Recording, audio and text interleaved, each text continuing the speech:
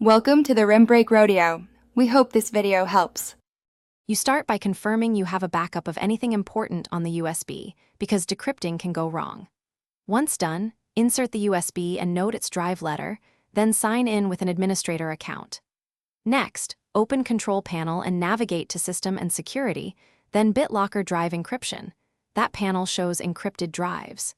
You do this because Bitlocker Management in Control Panel gives a clear, GUI-driven path to suspend, unlock, or turn off Bitlocker for removable media. You click the USB's Turn Off Bitlocker link to begin decryption.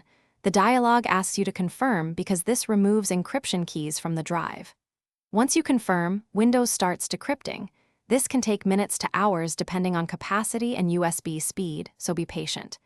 Make sure you do not remove the USB, let the PC stay on, and prevent sleep. Interrupting decryption can corrupt data.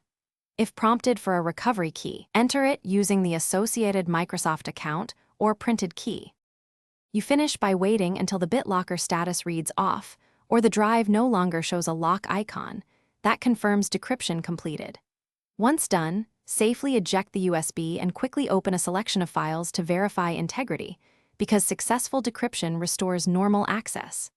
If decryption fails, don't panic. Make sure the USB wasn't removed, run chkdsk on the drive to repair file system errors, then retry. And keep the Bitlocker recovery key handy in case Windows still requests it. Thanks for watching. Consider subscribing if we helped you.